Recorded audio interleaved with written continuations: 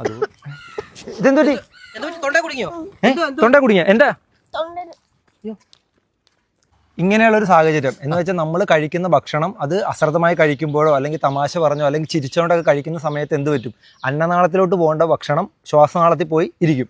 അങ്ങനെ വരുമ്പോഴാണ് നമുക്ക് ശ്വാസം മുട്ട് അനുഭവപ്പെടും. ഈ സമയത്ത് എന്ത് ചെയ്യണമെന്ന് അറിയാതെ ഇത് ഇങ്ങനെ ആയിരിക്കും പിടിക്കുന്നത്. ഇങ്ങനെ പിടിച്ച് ചുറ്റും നടക്കുമായിരിക്കും. നമുക്ക് എന്ത് ചെയ്യണമെന്ന് അറിയാൻ പറ്റില്ല. ശ്വാസം മുട്ടായിരിക്കും വരുന്നത്. ഈ സമയത്ത് ചെയ്യേണ്ട കാര്യങ്ങളുണ്ട്. അതിനകത്ത് 2 തരത്തിലാണ് ഇത് അനുഭവപ്പെടുന്നത്. ഒന്ന് ഭാഗികമായിട്ടും വരാം, പൂർണ്ണമായിട്ടും വരാം. ഭാഗ്യമായിട്ടാണ് വരുന്നതെങ്കിൽ ഇങ്ങനെയൊന്നും പിടിക്കില്ല, ചുമച്ചുകൊണ്ട് നടക്കുള്ളൂ. ഈ സമയത്ത് നമ്മൾ ചെയ്യേണ്ടത് ഇത് ഇങ്ങനെ ഇങ്ങനെ കുരിച്ച് നിർത്തുക. അതിനുശേഷം ഇവിടെ പുറകിൽ ഇങ്ങനെ നല്ല രീതിക്ക് തട്ടി കൊടുക്കുക. ഈ പുറം ഭാഗത്ത് വേണം നല്ല രീതിക്ക് കുരിച്ച് നിർത്തിയതിന് ശേഷം ഇങ്ങനെ തട്ടി കൊടുക്കുക. അന്നേരം അതങ്ങ് മാറും. ഇനി രണ്ടാമത്തെയാണ് പൂർണ്ണമായിട്ടാണെങ്കിൽ തൊണ്ടയിൽ ഇങ്ങനെ പിടിച്ചുകൊണ്ട് നിൽക്കും. ഈ സമയത്ത് നമ്മൾ ചെയ്യേണ്ട ഒരു രീതിയുണ്ട്. അതാണ് നമ്മളിപ്പോൾ കാണിക്കാൻ പോകുന്നത്. അത് ഹെംലിക് മാനുവൽ എന്നാണ് ആ രീതിയുടെ പേര്. അതപ്പോൾ എല്ലാവരും ഒന്ന് പഠിച്ചിരിക്കണം. ആ രീതി ഒന്ന് കാണിച്ചു കൊടുക്കാം. മെയിൻ ആയിട്ട് ഇതിന്റെ കാര്യം എന്താണെന്ന് വെച്ചാൽ ഇദ്ദേഹം ഫയർഫോഴ്സിൽ എത്ര വർഷം ഉണ്ടായിരുന്നു? 8 വർഷം. 8 വർഷം ഉണ്ട്. അച്ഛനമ്മമാര് തീർച്ചയായിട്ടും പഠിച്ചിരിക്കണം. കുട്ടികളും അതുപോലെ തന്നെ ടീച്ചർമാരും പഠിച്ചിരിക്കും. കഴിഞ്ഞ ദിവസം അവിടെ ഒരു സുഹൃത്തുക്കൾ ചേർന്ന് ഒരു കുട്ടിയുടെ ജീവൻ രക്ഷിച്ചു. മറ്റേ ചോയിങ്കം കഴിച്ചപ്പോൾ അത് അവർ ചെയ്ത ഏറ്റവും വലിയൊരു കാര്യമാണ്. ഇതുപോലെ പൊതുജനങ്ങൾ പഠിച്ചു കഴിഞ്ഞാൽ നല്ലതാണ്. പഠിച്ചിരിക്കണം. അപ്പൊ അതാ കാണിച്ചു തരാം. ഇങ്ങനെ പിടിച്ചോണ്ട് നിൽക്കുമായിരിക്കും. ഇങ്ങനെ ആയിരിക്കും ഇവർ വരുന്നത്. ഇങ്ങനെ കുടുങ്ങി എന്നൊക്കെ പറഞ്ഞു വരും. ഈ സമയത്ത് നമ്മൾ എന്ത് ചെയ്യുക? പുറകിൽ വരിക. പുറകിൽ വന്നതിന് ശേഷം ഇവരുടെ ഈ കാലിന്റെ ഇടയിലോട്ട് ഈ നമ്മുടെ ഈ കാല് വെക്കുക. എന്ന് വെച്ചാൽ ഇവര് എപ്പോഴും അങ്ങോട്ടോ ഇങ്ങോട്ടോ വീഴാം. കാല് വെച്ചാൽ വീഴത്തില്ല, നമുക്കൊരു സപ്പോർട്ട് കിട്ടും. അതിനുശേഷം ചെയ്യേണ്ടത് ഇവരുടെ ഈ കൈ ആദ്യം വിടിയിക്കുക. എന്ന് വെച്ചാൽ ഇവർ തൊണ്ടയിൽ ഇങ്ങനെ മുറുക്കി പിടിച്ചേക്കരുത്. ഈ കൈ എന്ത് ചെയ്യുക? ഇതിനകത്തുകൂടി ഇട്ട് കൈ തട്ടിക്കും. എന്ന് വെച്ചാൽ ശക്തമായിട്ട് തട്ടിയെങ്കിൽ മാത്രമേ അത് മാറുള്ളൂ. അതിനുശേഷം ചെയ്യേണ്ടത് നമ്മുടെ വലത്തെ കൈ ചുരുട്ടുക. വലത്തെ കൈ ചുരുട്ടി ഇടത്തെ കൈയുടെ അകത്ത് വെക്കുക. ഇതുപോലെ ഇങ്ങനെ വെച്ചു. എന്നിട്ട് നമ്മുടെ പൊക്കിളില്ലേ, പൊക്കിളിന്റെ ഈ വാരിയൽ തീരെയല്ലേ, ഇതിന്റെ രണ്ടിന്റെ സെന്ററിലായിട്ട് ഏകദേശം നമ്മൾ ശക്തമായിട്ട് ഉള്ളിലോട്ട് ഇങ്ങനെ പ്രസ് ചെയ്യുമ്പോൾ തന്നെ വാ തുറന്ന് നമ്മള് അങ്ങനെ എന്ന് വെച്ചാൽ നല്ല രീതിക്ക് 3-4 പ്രാവശ്യം, എന്ന് വെച്ചാൽ 3-4 അത് വരുന്നവരെ, ആ സംഭവം വരുന്നത് വരെ, പുറത്തേക്ക് വരുന്നവരെ ഇത് ചെയ്തോണ്ടിരിക്കണം. ഇങ്ങനെ ഇപ്പൊ ചെയ്തു ജെ ഷേപ്പിൽ ഇങ്ങനെ നെക്കിയിട്ട് ഉള്ളിലോട്ട് ജെ ഷേപ്പിൽ ഇങ്ങനെ വന്നിട്ട് പിന്നെ പോയില്ലെങ്കിലോ?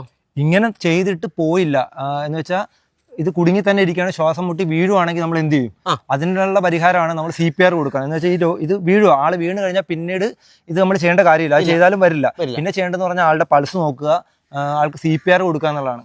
CPR എങ്ങനെ ചെയ്യുന്നത്? CPR ചെയ്യേണ്ടത് എങ്ങനെയാന്ന് വെച്ചാൽ നമ്മൾ പൾസ് നോക്കണം. ഇങ്ങനെ ഇപ്പോൾ ഒരാൾ ബോധം കെട്ട് വീഴുവാണെങ്കിൽ അയാൾക്ക് നമ്മൾ മൂക്കിൽ നോക്കിയാൽ പൾസ് കിട്ടിയല്ല.